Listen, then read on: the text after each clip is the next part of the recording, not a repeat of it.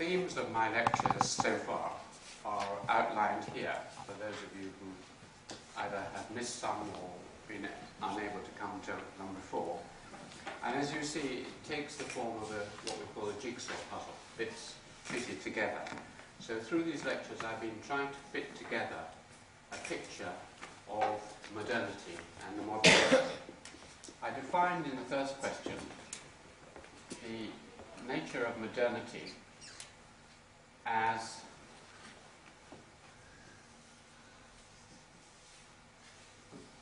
the fact that human beings have 4 main spheres of interest.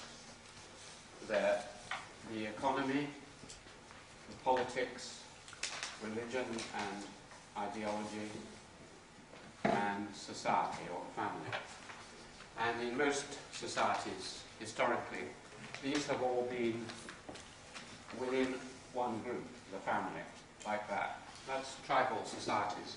Modernity consists of you as individuals. This is one human being who is the only connecting point between politics, economic, society and religion. These are autonomous, separated spheres in theory. Of course, in practice they tend to try and join together in what we call corruption or influence or whatever. But in theory we try to keep these apart, and this is really what the modern world consists of, that separation, which, as I've argued in previous talks, seems to have originated in England, and seems to have originated up to 1,000 years ago. The question in my first lecture was, why did England become an industrial civilization 50 years before anywhere else? And I related that to its warfare, fighting all the time, but on other people's land, and the huge empire it developed to push its ideas out. It had the first agricultural revolution and the first industrial revolution in the world of modern kind in the 18th century, but going right back for another 500 years, and it was the first capitalist nation. Capitalism being the separation of the economy and society, according to Macfarlane. So it was the first to separate out those two. Its material life, that is physical things like housing and food and drink and so on, was very rich from very early on. They lived well, and that is a sign of modernity. And its population was controlled by not having too many children, rather than by death. It had a very successful scientific revolution, Robert Boyle, Newton, and so on, and was very keen to apply science to practical problems, and the Industrial Revolution was related, obviously, to the scientific revolution. Behind all this lay a very strange class system, whereby you weren't born with a position. There were no legal differences between you and anyone else. And, as I mentioned, there were many, many ladders. You could climb up these ladders, mainly through making money, and reach right the top within your lifetime, or educate your children to reach the top. So a strange, modern, open class system, which de Tocqueville talked about. Class was really a complex game. You played against other people, and you won a bit, and then you went up a bit, and you won again, you went up a bit. So games of various kinds, competitive games, have been very important in English culture for hundreds of years, and now have been exported in the world. Religions like football and cricket came from England. This open system was related to a kinship structure whereby the family was very weak, and it pushed its children out when they were very young, 7 or 8. Being pushed out, they couldn't depend on their wider family, their cousins and aunts and uncles, for support and so on. So friendship between equals developed very, very fast and powerfully in England. And this friendship was often related to one of the important features, civil society, groups of people who played together, worked together, enjoyed life together and formed many of the great organizations which lie between the state and the citizen. That civil society protected England against the abuse of power. It led to the first modern democracy in the world, which has been exported from England through America to the rest of the world, to a rather light bureaucratic system where people voluntarily exercised power because you had a large middle class. And all this and the maintenance of the tension and the separation of these things occurred through the legal system, which was very, very sophisticated and very developed early on. So that's where we've got to with all the parts, and I've only got 4 more parts to add here, and I'll deal with 2 of them now, because if you look at this, all of this, apart from culture of games, there's very little here about emotions, about feeling, about ideas, some in science, but the whole intellectual, emotional side of life, so far I haven't dealt with, and yet it's terribly important.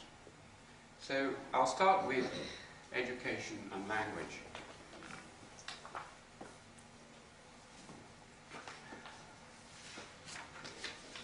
Because if you want to know what creates a modern person, what generates the attitudes of modernity towards profit and class and all those things, you have to look at the educational system, what people do at school and how the schools are organised. English schools for 1,000 years or so have been very odd compared to all schools in all other societies. This is because they educated people in a much broader sense than just formal schooling. That is just teaching how to read and write and do sums and things like that. Education in England was the main form of social mobility. If you wanted your children to move up into the middle and upper classes, they had to go through the right education, rather like the Confucian system in China. So education was the pivot of this system because of the class system. And education, above all, created capitalism because it split, I talked about this a bit before, it split the economy from the society. It took people out of their families, their social group, and threw them out into the wider society, away from their family, and onto the economic market, and also into local politics, as it were. So it pushed people out into a wider world. And it taught them to be individuals, to be fully separate with their own rights, their human rights, their dignities, their responsibilities towards each other. And these rights and responsibilities and the networks you formed at school were a matter of the individual's decision. Your religious views, your political views, your economic effectiveness were not shaped by your parents, as they are in all other societies. Your family would teach you morality, they would teach you what to think about political matters and other matters. But in England, you were taught these things by friends, employers and teachers. You learned to be alone, to draw on your own resources, to be independent and tough, what I call the Robinson Crusoe tradition, based on Daniel Defoe's novel Robinson Crusoe. In particular, the system of grammar and public schools. A grammar school was the term for a school that was not very expensive, and you would find them in many English towns for the last 400 or 500 years. But they were very good teaching schools, and they were slightly below the level, or often the same level, as public schools. A public school, it's difficult to explain to people that by public school you don't mean a public school in England. In fact, whenever you use the word public in England, you don't mean public in the sense of free. and they're open to everyone. A public school is very expensive to go to, particularly nowadays. But if you had the money, you sent your children to one of these schools which teaches children from the age of about 13 to 18. And then you go on to university. These schools, both the grammar schools and the public schools, and below them what we call the preparatory schools between 8 and 13, were odd in various ways. One was that they actually were there to teach you to think. And what we mean by teaching you to think in England is not to go into school and to recite the classics, Confucius or Mencius or whatever, and learn it off by heart, or to recite the Quran or the holy sutras of the Buddhist texts. That we don't think is teaching you to think at all. It's teaching you to remember. But for us, in order to teach you to think, memory is only a very small part of it. The more important part is to teach you to argue, to disagree, to try out new ideas, to invent new solutions, and to try and persuade other people of your ideas. Most educational systems, I should think 9 out of 10 in the world, are very focused, very narrow. The idea of education is really to teach you to carry on the traditions of the past, to remember, to read the classics, to learn them, to have them inside you, and then you pass them on. They're like libraries. You turn people into small libraries of great books. This was not the English tradition of schools.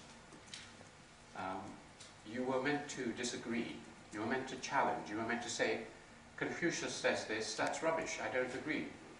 Or the Bible says this, I interpret this in this way, you interpret it in that way. To argue. And so you have a confrontational model of education, which is similar to our games. In other words, education is a game. Your teacher gives you an idea, or you send an idea to your teacher, and you get it back and forth, back and forth. And this is how we teach in Cambridge, and this is how I was taught at my boarding schools. And you learn all this from strangers, not from your parents. Of course, if you're learning it from your parents, it may be very difficult to disagree with them or challenge them, because they are your parents as well. And so you can see how a Confucian education system, which stresses the power of parents over their children, fits with the family system. In our system, the people you are arguing with are not relatives of yours. And if, obviously you show some respect, but if you can show that you understand something better, or you make a very good point, that is thought to be a good thing.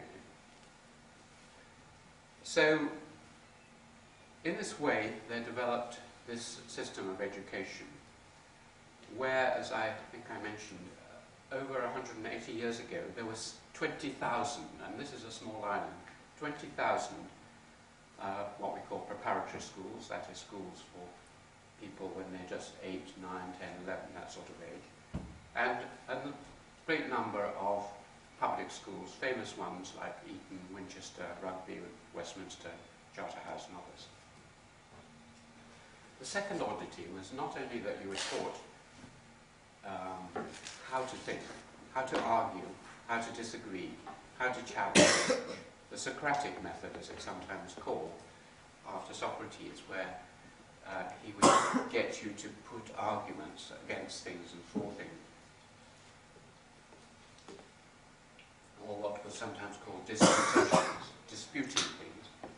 But the second odd feature was that the school, as I briefly mentioned, was not really about, mainly about teaching formal things in the classroom. That was very important as well. But above all, it was about character. And what we meant by character was the ability in non-family relations, the ability to move out into society, to move out into a job, to move out into the economy, to move out into a profession like being a religious teacher or a lawyer or anything, and be successful there. It wasn't a matter of the home teaching you all the skills and also how you should behave, ethics and morality and character. You were sent away from home, either as an apprentice or a servant, or later higher up as someone going to university and school. And there you were shaped. You were literally sometimes and mentally beaten into a new shape. You were taken from this home setting and put out as a free person, and you were beaten as you beat in many kinds of craft activity. If you are making gold objects or Japanese swords, you beat and beat and beat and beat them until they're very, very sharp. That's what you did with people. You beat them into sharpness. And sometimes you literally beat them. In my school, until I left, though it's stopped now, you were beaten if you misbehaved with a cane. This was meant to, all of this education away from home was meant to make you into a tough, supposedly self-confident and resourceful adult, so that you would have the skills which would lead you into being successful at the top, because these public schools anyway were for the elite and the grammar schools and the universities, the top of wherever you were going to end up. You might start in the Navy as a midshipman and end up as an admiral. You might start off as a small trader in India and end up as a high official of the East India Company. You might start as an ordinary, humble lawyer and end up as the Lord Chief Chancellor, the Lord Chief Justice of England. And in the process of moving up these ladders, the skills you had learnt at school were not just how to think quickly and argue and discuss, but also to work with people. So it wasn't sheer individualism and selfishness you were being taught. You were being taught how to work with people. I talked earlier about this in relation to games. You were taught how to both be individualistic in your games playing and also to collaborate, cooperate with people. Because that's what you would be doing. You'd be joining organizations which would require not just individual brilliance, but the ability to lead other people, to work with other people, to persuade other people. Now this system was the perfect background. It developed in England from about 1400 years ago, the first public schools. But by the 16th century, i.e. 500 years ago, it was very fully formed all over England. We had a lot of these kinds of schools. And that was the time when England started its imperial expansion. And this educational system was a perfect underpinning, a perfect training ground for holding together the largest empire the world has ever known. Because for such an empire to be held together by just a very, very few people from this small country, you needed an administrative system based on great self-confidence, great ability to work with other people, and a great amount of mutual trust between the rulers who were ruling it.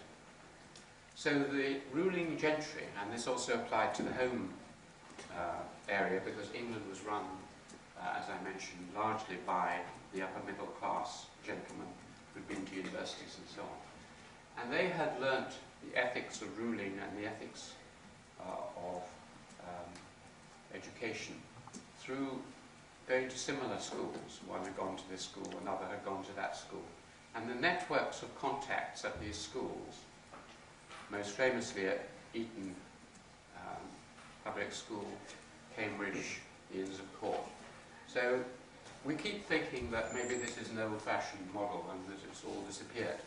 If you look at the English cabinet, the people who rule England now, most of them are from this school. Eton, our prime ministers from there, our chancellors from Eton, And Nick Clegg, the Deputy Prime Minister, is from another famous public school. So our system hasn't really changed, even though we are more egalitarian than we were. Now, these schools were particularly important because in all other empires, if you're trying to hold together this large empire, what the other imperial powers did, and I mentioned this briefly in another lecture, is to send their missionaries and their imperial servants out to Latin America or Indochina or wherever it was, if they were French, Portuguese, Spanish and so on. They would then settle there, send their children to the local mission school, and after 2 or 3 generations they would have put down roots in the colonies. The English model was strange and different because we already had this system of putting our children through these schools and then them going back to wherever they were in Britain, well established. What happened when the empire grew in Jamaica and then later in India and elsewhere was that in the parts of the empire which were not white settler ones, this didn't apply in North America and it didn't apply so much in Canada and Australia, but in West Indies, in Africa, in Burma and in India, you had a system of cyclical change, so that people, just to take my example, which I have mentioned in the past, my parents go out to India, my grandparents go out to India, my great-grandparents go out to various places, and as soon as they have their children, they send them home to England, and they go to these kinds of schools. So I went through the same process, and I was just preparing to do the same thing, which had been going on for 300, 400, 500 years in England, and then the British Empire ended. So instead I became a historian and anthropologist and ended up coming to China. It's repeated itself in a different way. And what this educational system did was the same thing as it did for our local situation, where our members of our ruling class know each other, or at least they know each other in the sense that they understand each other. They went to similar kind of schools and similar experiences. So, likewise, when someone sent a message from North India to South India, or from South India to China or Singapore, they understood each other. They could trust each other. They had an imagined link with them in a very strong way because they've been through the same childhood experiences. Now, another part of education which is of interest is how it affects the chances of being modern in the sense of having an efficient and modern technology and industrial process. Here, at one level, you can say that literacy, that is the ability to read and write, doesn't seem to be an absolutely central feature of modernization in the sense of industrialization. There have been a number of very literate societies, like Japan or Scotland, which didn't become industrial in the first wave. And England wasn't a particularly literate society. The levels of ability to read and write weren't particularly high. But I think if you take education in a wider sense, not just in the formal sense of whether you can read or write, then the system of education I've described was absolutely essential to create a capitalist society. It broke the link with the family, put you out in the marketplace, and it taught you certain skills of independent thinking, a desire to succeed, an ability to trust people, to work with other people, which certainly in the 18th century Industrial Revolution can be seen again and again to be important. And in one other way also it was it's difficult just to take literacy rates, because if you look at the class or the distribution of wealth, which I mentioned to you, in most societies it's like this. The very rich, and then most of the population down here, or even this lot down here, are peasants. They are not educated at all. They can't read or write. This is an oral culture, which is often 90% of the population down here. So I mentioned the English social structure was perhaps quite as dramatic as that, but more like a bell, like this. So this is the working class down here, and this is the middle class. Certainly the rich middle class and the lower middle class. All these ones up here in England had some ability in reading and writing. So reading and writing was distributed much more widely. One of the characteristics of many peasant societies and traditional societies like China is that you have a huge gap. You have a small group of educated people who've been through Confucian education up and up and up, and then a vast sea of people who don't have any education at all. If you've gone around Europe 200 years ago, you would have found this. You would have found whole villages and regions of Italy, Spain, France, and so on, where no one in the villages could read or use any of the complex tools of modern education. It was restricted to the upper middle class and the middle class in the towns. In England, reading and writing, some skill in this spread downwards. And that meant that as you had industrial and economic progress, you had masses and masses of people in this area who could contribute. And even these people down here had some skill. And even these people down here could appreciate many of the skills above. So many of if you look at the origins of many of our inventors and scientists and thinkers and poets and so on in English history, they come from all these levels. Newton, for example, just went to a grammar school in Lincolnshire. And so you get ordinary people moving up through the system if they have talent. And that's rather unusual. Of course, you do get it in the Confucian system, which is one of the great examples of using education as a form of mobility. But only a very few. It tapers off, and only a very few get up to the highest level. And, as I say, they're getting a kind of education which is different. So, it's a peculiar educational system that England has, and it's one that has been spread. It was spread to India. It was obviously spread to America, the American schools, the American universities. The whole educational system there was derived from these English patterns. And so gradually it spread all over the world, and I suspect, it would be interesting to talk to you, that many of the fundamentals of education in your country are now being influenced by models which come from this historical accident of a schooling system. The very fact that you have schools, that you send lots of people to schools, is a byproduct of this, and that they're not learning just repetitively. Though this is a lesson which might be drawn, that when you're investigating the effects of educational systems, you need to look not just whether people are going into classrooms, but what they're learning both in the classrooms and particularly outside the classrooms. One of the things my wife and I have noticed travelling in many parts of the world is that it's very easy to adopt the idea of a school. Everyone's wearing school uniforms and they're reading from books and so on.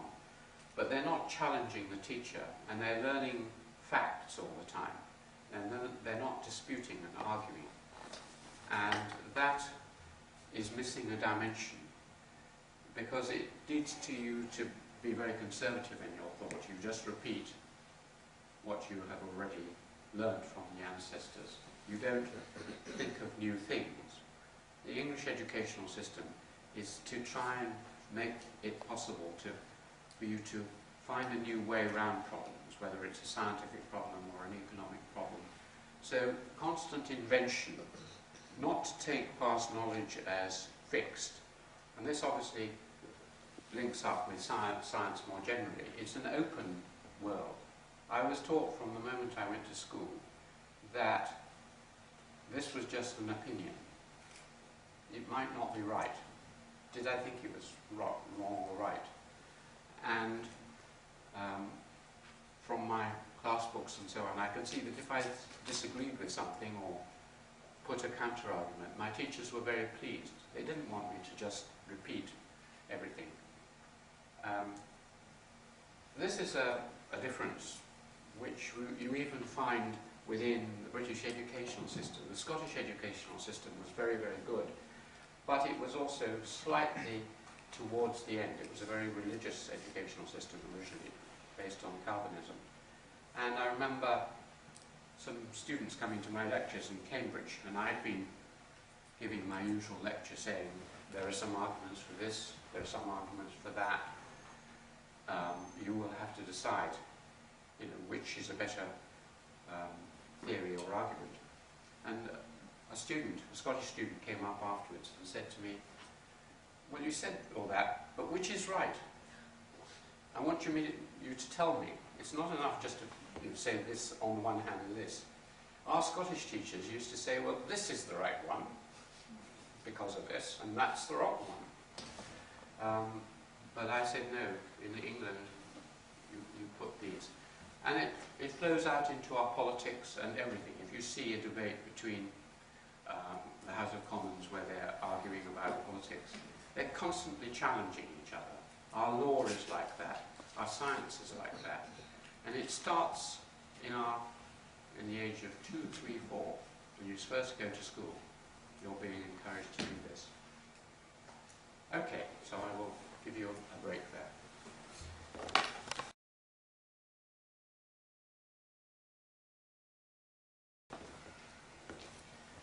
I hope it doesn't sound too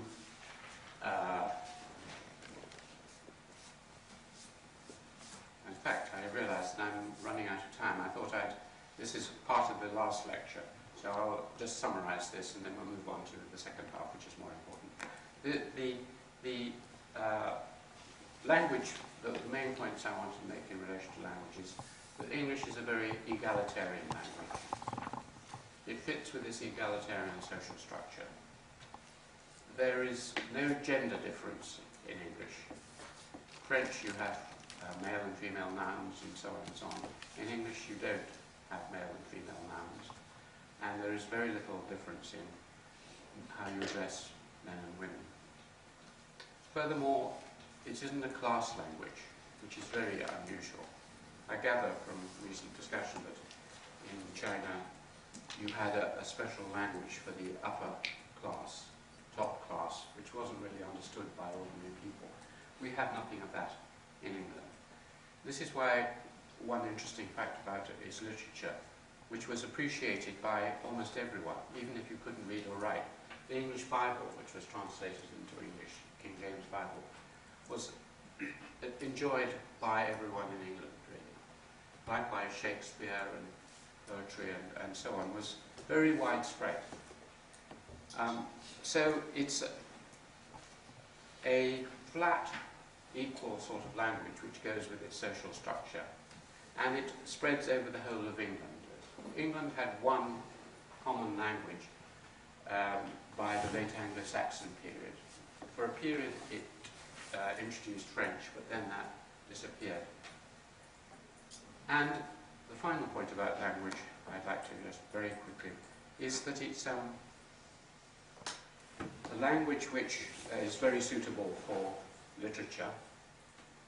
It has, the English are not particularly good at many of the arts, like music and so on, but they have arguably the greatest literature in world history, and this is because it seems to be a very tough, complex, but flexible sort of language, which, partly because of its intrinsic quality, partly because of the British Empire, is now the world language in many, many fields, as you know. And it's a language which is delightful to use. I was taught from very early on the tricks of language, because language is a class marker. Even though it's equal, your accent and the way you use language immediately places you in our class system. And one of its most important features, which I keep finding I was being taught explicitly at school, is humour. The English spend much of their time laughing, joking, making not very good jokes sometimes, but joking all the time. I noticed this once I became aware of it recently. I just watched my interaction with my children, my grandchildren, my friends. We're constantly making jokes. And English is a very good language for joking. And it's also got a particular form of humour, which is slightly painful, but very powerful, which we call irony. How many of you have heard of irony? Some of you have heard of irony? Yeah. It means saying the opposite of what you mean. You say, "Oh, you're wearing a wonderful hat today." And that means you think they're wearing a terrible hat. Or explicitly, you use it with another person about something else. You all know that you're referring to something else. So you can, for instance, say about a politician, we really think this politician, there's never been anyone like him since Oliver Cromwell or something. And you just say it in a way, and the other person picks up the undertone of it. And so you share this criticism, this confrontation of the world, through saying the opposite of what you mean. And it's universal. The greatest ironists and satirists in linguistic terms, many of them were English: Swift, Pope, Oscar Wilde, and so on. Shakespeare as well, obviously. And it reflects a world where there's a great deal of shared experience. Our humour systems go right across our social structure. So you can tell a joke in almost any situation in England with any group of people, and usually they'll really enjoy it. I noticed this recently. My daughter and son-in-law often go to hear stand-up comedians, which is a great fashion now in England, where someone just stands up and makes jokes for a while. And this is very popular, live humour. And I asked them what sort of people were there, and they said everyone. I mean, some upper middle class, working class, everyone enjoys this kind of similar humour, which is another sign of equality in the system.